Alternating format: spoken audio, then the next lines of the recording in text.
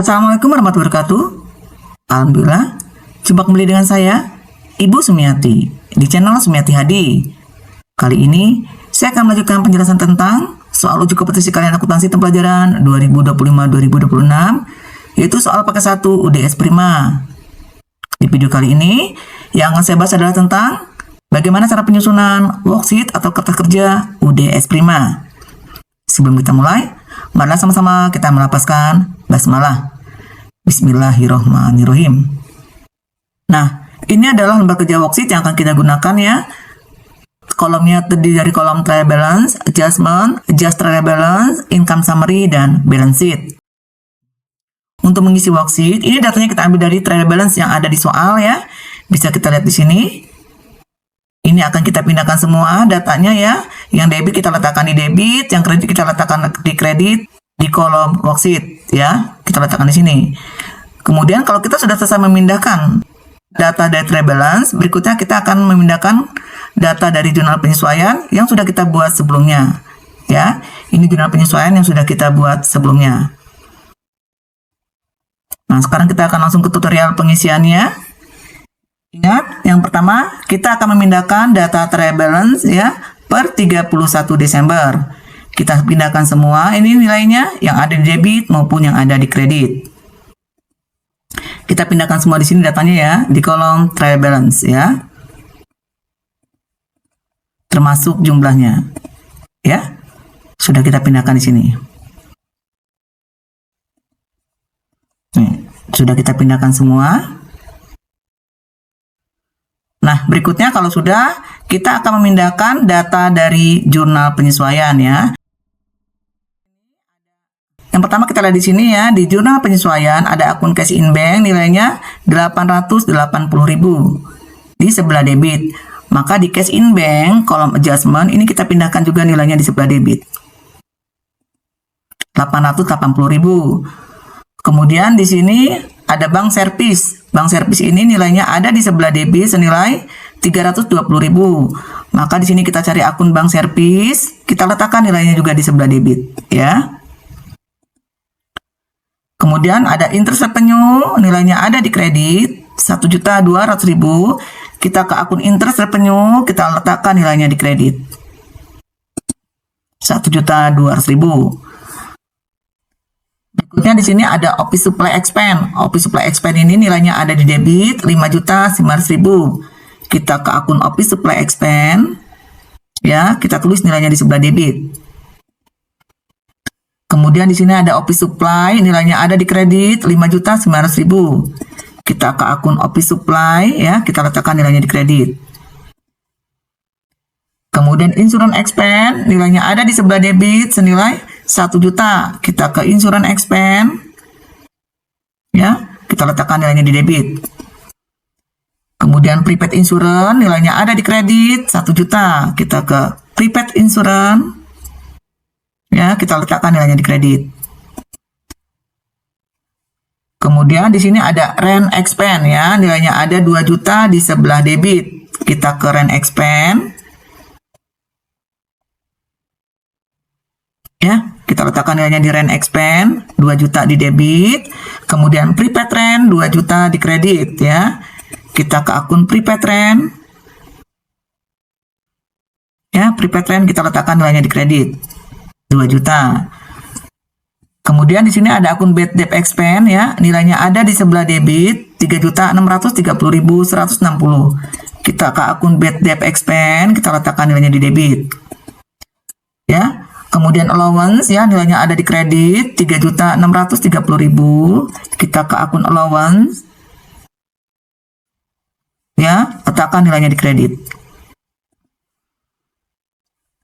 Berikutnya di sini ada vehicle ya, depreciation expense vehicle, nilainya ada di debit 2.500.000. Kita ke depreciation expense vehicle. Ya, kita letakkan nilainya di debit. Kemudian accum debt vehicle ini ada di kredit 2.500.000. Kita ke akun accum debt vehicle ya, letakkan nilainya di kredit. Kemudian di sini ada depreciation expense equipment 1 juta di debit.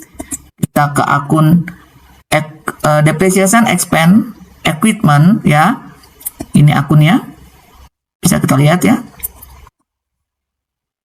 Nah, nilainya kita letakkan di sebelah debit. Kita letakkan di sini. Kemudian Ecum Debt Office Equipment di kredit 1 juta. Kita ke akun Ecum Debt Equipment ya. Kita letakkan nilainya di kredit 1 juta. Berikutnya ada wages and salaries, nilainya 16 juta di sebelah debit ya. Ini kita ke akun wages and salaries, kita letakkan nilainya di sebelah debit. Berikutnya di kredit ini ada akun accrued expense ya. Akun accrued expense-nya ini di sini ada 3 yang di sebelah kredit.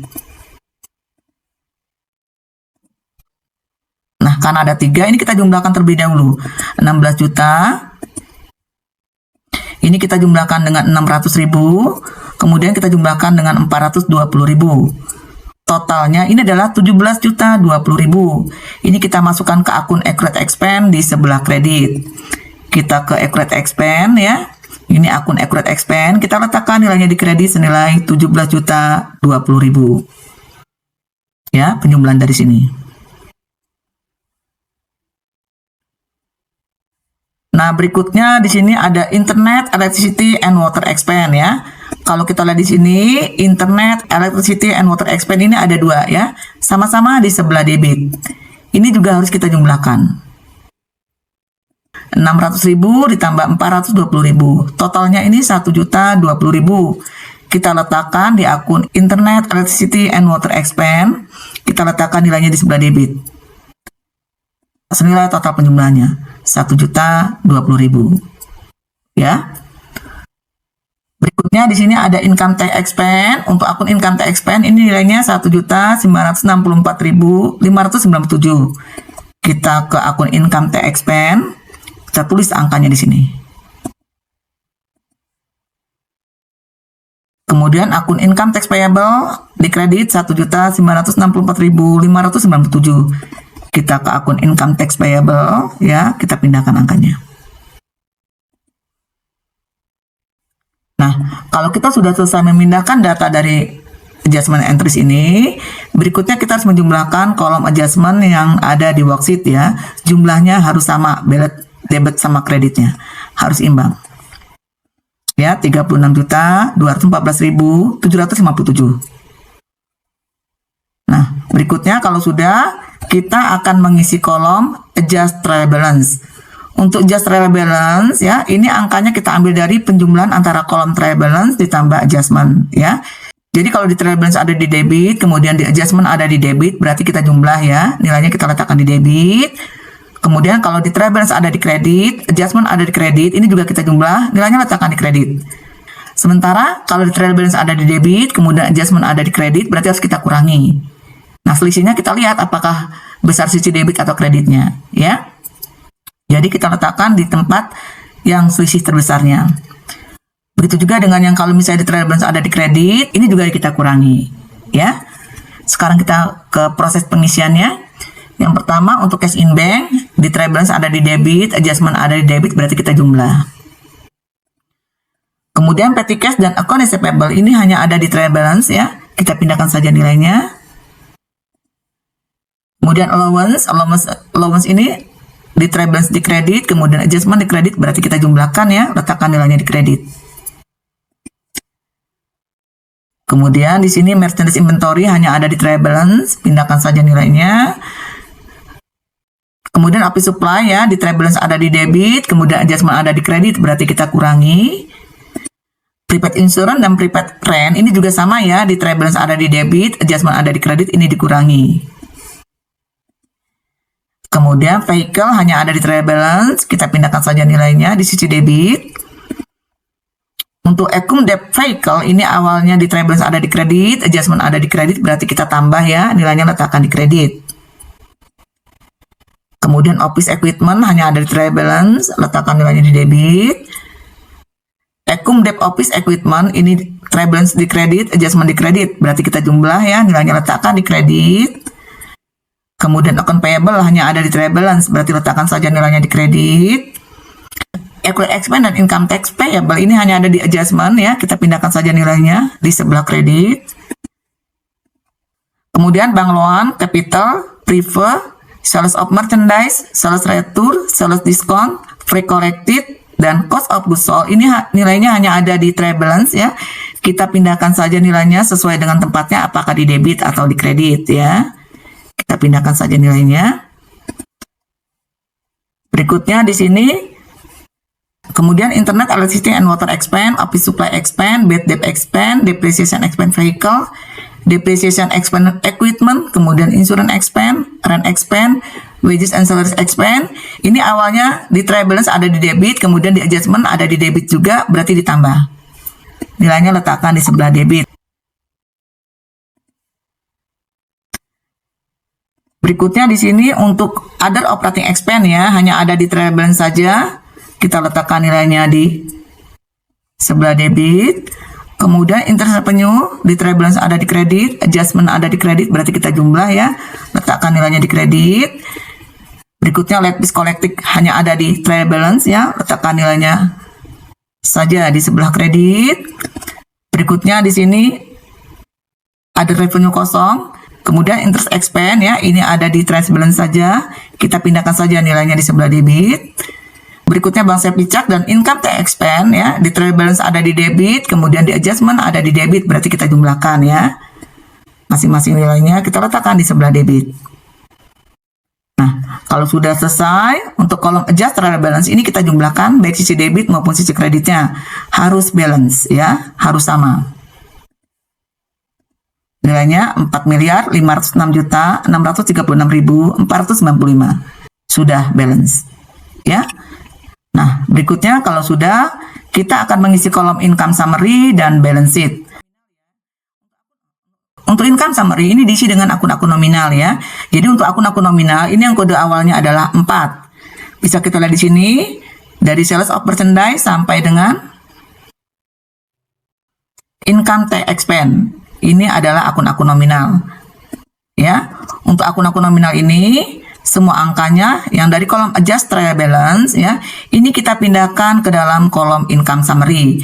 Yang debit kita letakkan di debit, yang kredit kita letakkan di kredit. Ini kita pindahkan semua ke sini nilainya.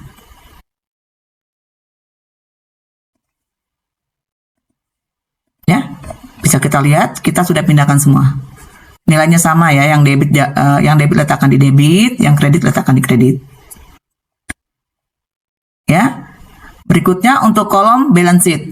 Nah, kolom balance sheet ini adalah untuk kelompok aktiva, utang dan modal. Jadi kalau kita lihat di sini yang kode awalnya 1 ya.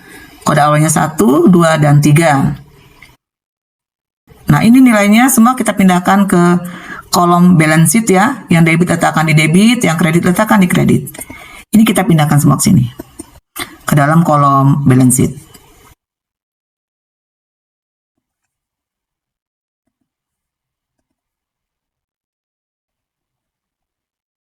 Ya.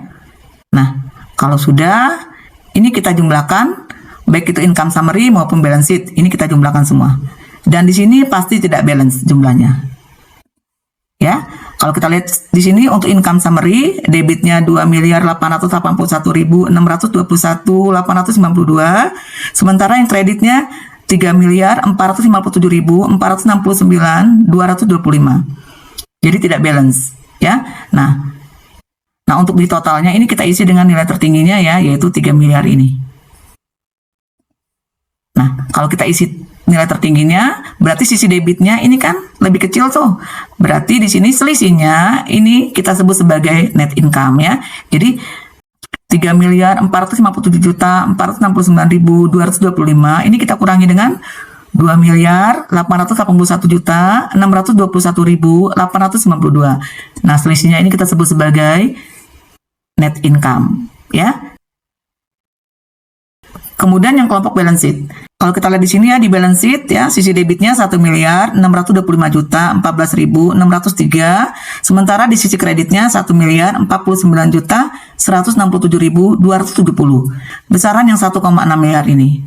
Sehingga totalnya ini harus kita buat nilai tertingginya. Ya, berarti di sini yang sisi kreditnya kan masih kurang tuh, berarti kita cari selisihnya.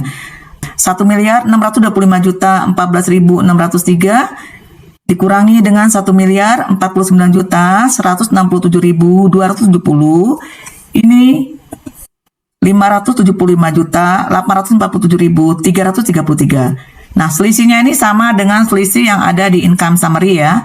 Jadi selisih balance sheet dan income summary ini harus sama. Ya, kalau sudah sama berarti pekerjaan kita insya Allah sudah benar. Nah, selisihnya ini kita sebut sebagai net income. Bisa dipahami ya?